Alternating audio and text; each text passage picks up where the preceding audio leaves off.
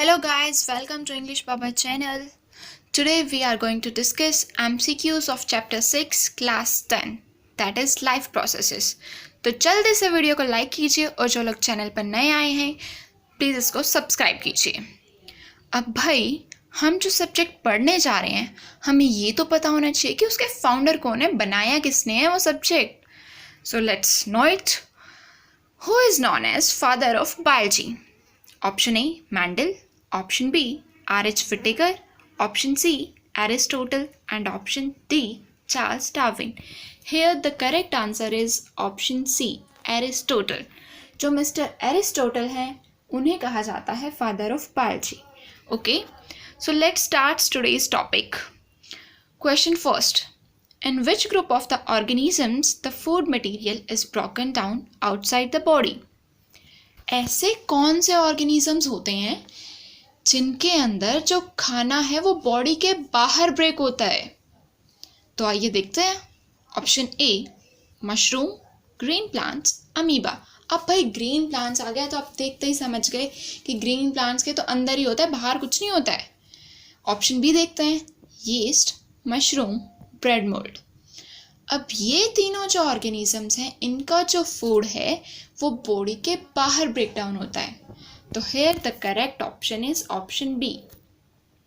Next question, which of the following statements about autotrophs is incorrect? Autotrophs के बारे में इनमें से कौन सी स्टेटमेंट गलत है? Option A, they synthesize carbohydrates by using carbon dioxide, water in presence of sunlight and chlorophyll. अब भाई बिल्कुल सही बात है कि वो कार्बोहाइड्रेट बनाते हैं कार्बन डाइऑक्साइड का यूज़ करके in the presence of sunlight and chlorophyll.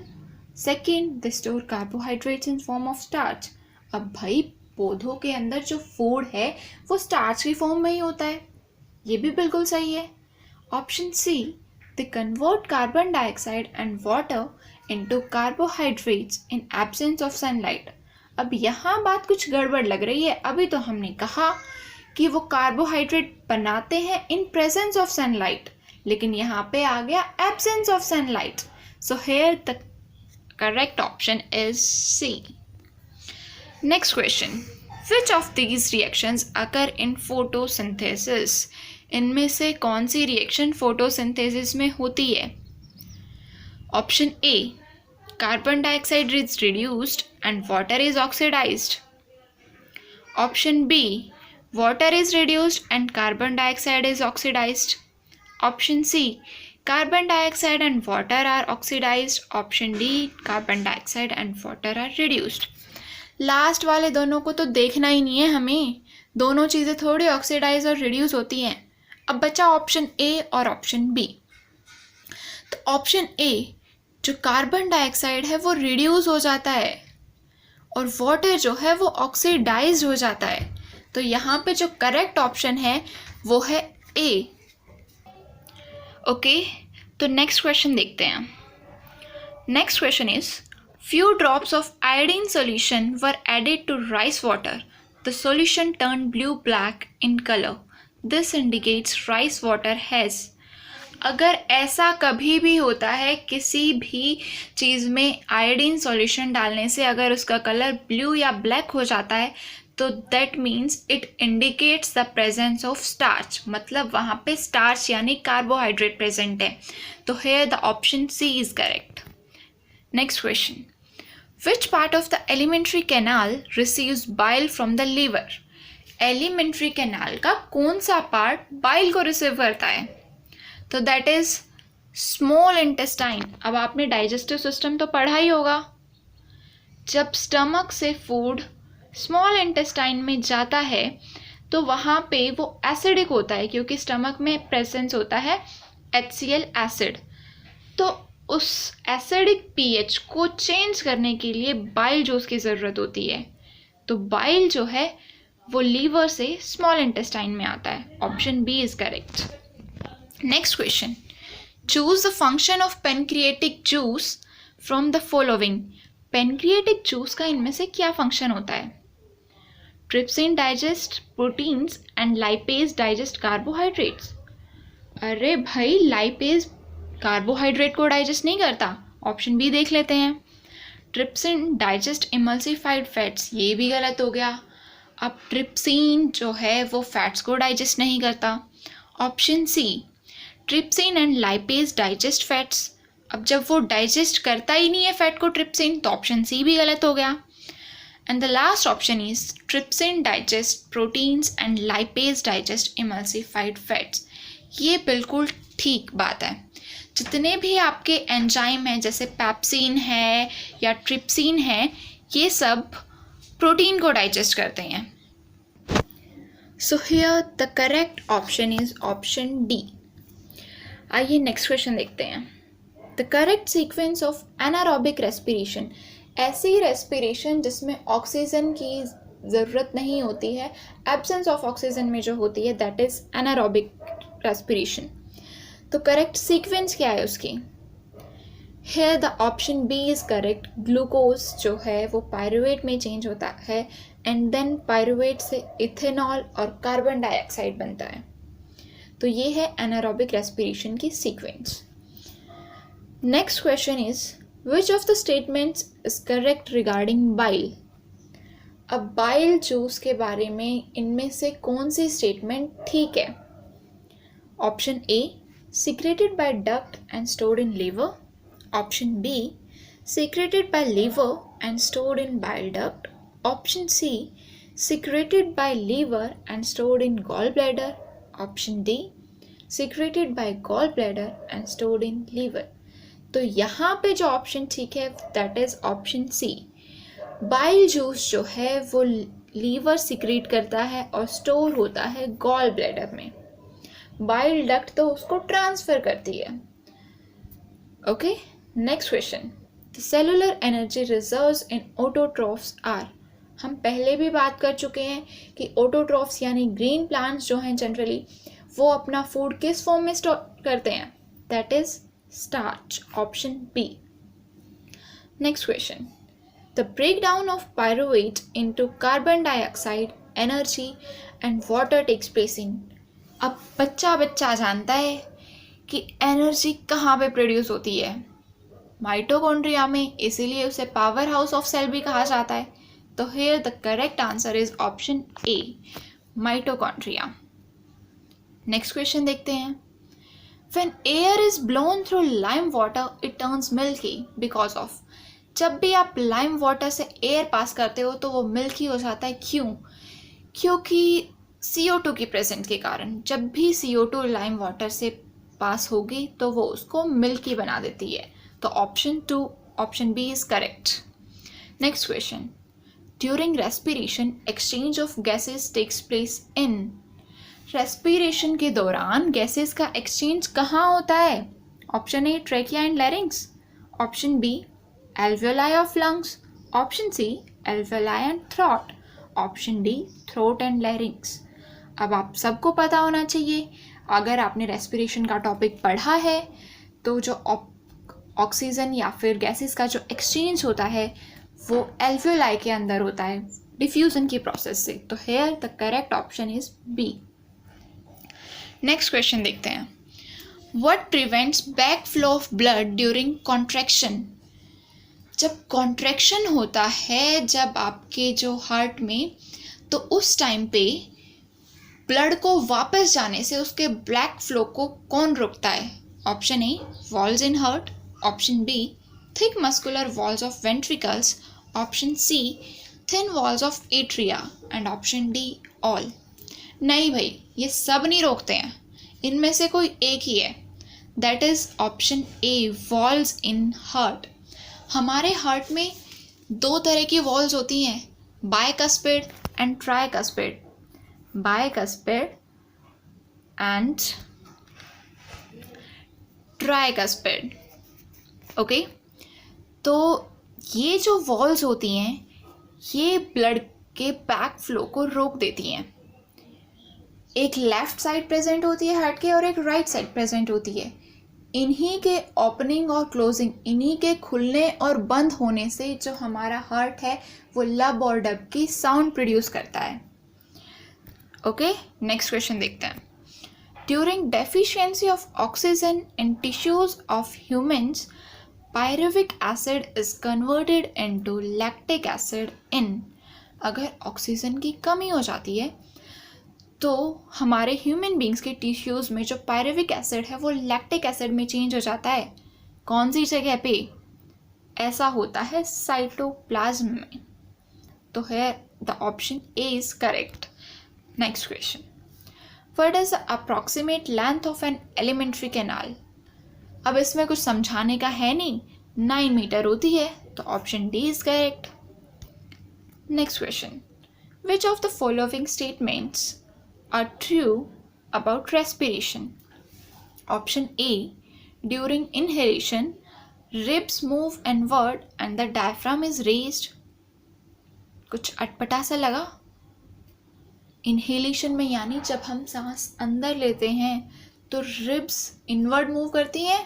नहीं, ये गलत है. Option B, in the alveoli exchange of gases takes place, that is oxygen from alveolar air diffuses into blood and carbon dioxide from blood into alveolar air sacs. अब ये बात बिल्कुल ठीक है कि एल्वियोलाई में ही गैसेस का एक्सचेंज होता है. ओके, जो एल्वियोलाई के अंदर ऑक्सीजन प्रेजेंट होती है वो ब्लड के अंदर चली जाती है और वहाँ पे कार्बन डाइऑक्साइड आ जाती है. तो ऑप्शन बी इज करेक्ट. अगर यहाँ पे हम बात करें ऑप्शन सी की, ऑप्शन सी में दिया हुआ है haemoglobin has greater affinity for carbon dioxide than oxygen. ना बाबा ना.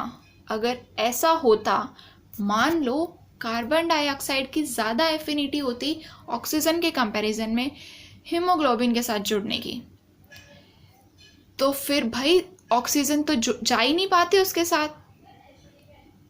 अब क्योंकि जब आप सांस लेते हो तो सारी गैसेस अंदर जाती हैं, तो ऐसे में तो कार्बन डाइऑक्साइड भी जुड़ जाती है हीमोग्लोबिन के साथ.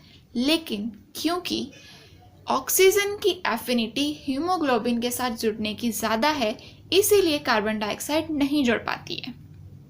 Okay, so here the correct option is B. Next.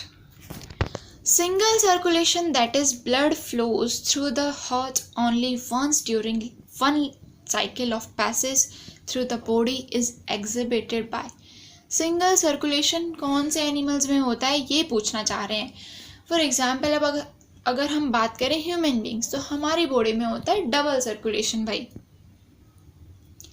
एक बार जो ब्लड है वो हार्ट से पूरे बॉडी पार्ट्स में जाता है, फिर दूसरी बार बॉडी पार्ट से हार्ट में जाता है, तो हमारे अंदर होता है डबल सर्कुलेशन. यहाँ पे पूछा जा रहा है सिंगल सर्कुलेशन किस में होता है. तो here the correct option is B, hippocampus, exocoetus and anabas. Next question. The filtration units of kidney are called. सबको पता होना चाहिए, तो आंसर बताइए. The correct option is nephron. Filtration units of kidneys are nephron. Neuron तो जो हमारा blood cells हैं. Okay, next question. The blood leaving the tissues becomes rich in. अब जो ब्लड हमारे टिश्यूज से बाहर निकल रहा है, यानी हमारे बॉडी ऑर्गन से बाहर जा रहा है, उसमें ज़्यादा क्या होगी? वो इम्प्योर ब्लड होगा. इम्प्योर ब्लड होगा तो उसके अंदर कार्बन डाइऑक्साइड ज़्यादा होगी. तो यहाँ पे ऑप्शन बी करेक्ट है. अगर हार्ट से, यानी जो हमारे हार्ट हैं वो अगर ब्लड ट्रांसफ़र करते तो वो प्योर ब्लड होता, तो वो ऑक्सीजन का रिच होता. लेकिन अब टिश्यूज से आ रहा है तो that is rich in carbon dioxide. Next question. Which of the following is incorrect statement. इनमें से कौन सी स्टेटमेंट गलत है? Option A, organism grow with time. Option B, organism must repair and maintain their structure. Option C, movement of molecules does not take place among cells. Option D, energy is essential for life processes. अब भाई इसमें हमें साफ साफ दिखाई दे रहा है option ए जो है ऑर्गेनिज्म टाइम के साथ ग्रो करता है, बिल्कुल सही है. ऑप्शन बी, ऑर्गेनिज्म अपने आप को रिपेयर भी करता रहता है, अपने स्ट्रक्चर को मेंटेन करता है, ये भी सही है. ऑप्शन डी, एनर्जी चाहिए होती है हमें लाइफ प्रोसेसेस के लिए। तो बचा कौन सा? ऑप्शन सी, ये यहाँ पे गलत है। Next question, choose the event that does not occur in photosynthesis. इनमें से कौन सा इवेंट फोटोसिंथेसिस में नहीं होता है? Option A, absorption of light energy by chlorophyll. Option B, reduction of carbon dioxide to carbohydrates. Option C, oxidation of carbon to carbon dioxide. And option D, conversion of light energy to chemical energy. अब हमने इससे मिलता जुलता एक question पहले भी किया था जिसमें हमने देखा था कि कार्बन डाइऑक्साइड का ऑक्सीडेशन नहीं होता है। तो यहाँ पे ऑप्शन सी गलत हो गया, ये इवेंट नहीं होता है फोटोसिंथेसिस में।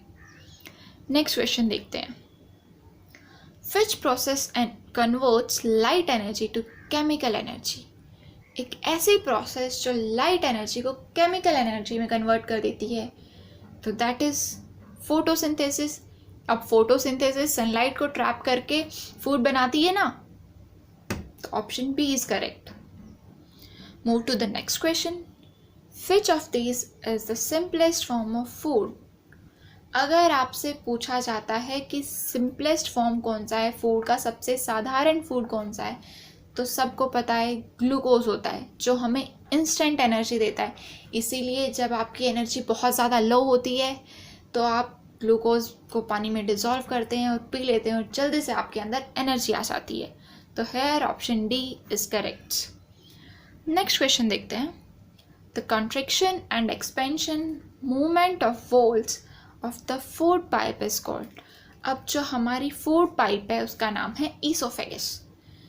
उसके अंदर जो एक्सपैंड होने की या कॉन्ट्रैक्ट होने की जो मूवमेंट होती है, यानी एक बार वो सिकुड़ती है और एक बार अपना साइज बढ़ा लेती है, उस मूवमेंट को क्या बोला जाता है? उस मूवमेंट को कहा जाता है peristaltic movement. Option C is correct. Next question, name the pores in leaf through which respiratory exchange of gases takes place। जहाँ पे गैसेस का एक्सचेंज होता है लीफ के अंदर, उन पोर्स का नाम क्या है? तो that is stomata. Option D is correct. अब मैं आप लोगों को एक बात बताती हूँ, लेंटिकल्स और स्टोमेटा दोनों के अंदर गैसेस का एक्सचेंज होता है, लेकिन इनमें डिफरेंस क्या है? ये आप कमेंट बॉक्स में मुझे आंसर दीजिएगा इस क्वेश्चन का। Okay, next question, the procedure used for cleaning the blood of a person by separating urea from it is called. किसी भी पर्सन के ब्लड से जब हम यूरिया अलग कर देते हैं और उसको साफ कर देते हैं, तो उस प्रोसेस को बोला जाता है डायलिसिस। यही काम हमारी जो किडनीज़ हैं वो करती हैं। अगर किसी पर्सन की किडनीज़ ख़राब हो जाती हैं तो उसको डायलिसिस की ज़रूरत होती है। Okay, move to the next question, identify the correct path of urine in the human body. इनमें से यूरिन का करेक्ट पाथ कौन सा है? अब आपने अगर एक्सक्रीटरी सिस्टम पढ़ा है तो आपको पता होगा किडनीज से कहाँ जाएगा? यूरेटर्स जो ट्यूब हैं उन ट्यूब्स के अंदर जाएगा, यूरेटर से यूरेथ्रा, यूरेथ्रा से यूरिनरी ब्लैडर। ओके, तो option C is correct. Sorry, kidneys से जाएगा यूरेटर में और यूरेटर से जाएगा यूरिनरी ब्लैडर में और यूरिनरी ब्लैडर से जाएगा यूरेथ्रा में। मतलब यूरिनरी ब्लैडर जो यूरिन होता है उसको कुछ टाइम के लिए स्टोर करके रखता है। तो यहाँ पे जो करेक्ट आंसर है वो है ऑप्शन डी। किडनीज ने ट्यूब्स में ट्रांसफ़र किया यूरेटर्स में, यूरेटर से गया यूरिनरी ब्लैडर में, वहाँ पे कुछ टाइम के लिए स्टोर रहता है और फिर फाइनली यूरेथ्रा में चला जाता है और वहाँ से एग्जिट हो जाता है। Next question, which part of nephron allows the selective reabsorption of useful substances like glucose, amino acids, salts and water into blood capillaries. इनमें से कौन सा पार्ट होता है जो इन सब्सटेंसेस को रीएब्जॉर्ब कर लेता है? ग्लूकोज, अमीनो एसिड्स और सॉल्ट्स। जब आपकी किडनी ब्लड को फिल्टर करती है तो कौन सा पार्ट है इन चीज़ों को रीअब्जॉर्ब कर लेता है? तो here the correct answer is option A, tubule. Next question. अब सारे क्वेश्चंस ख़त्म हो गए हैं, नाउ इट्स क्वेश्चन टाइम। ये क्वेश्चन मैंने आपसे पहले भी पूछा था, तो आप आई होप आपको पता होगा इसका आंसर। तो इसका आंसर कमेंट बॉक्स में लिखिए। सी यू सून गाइस।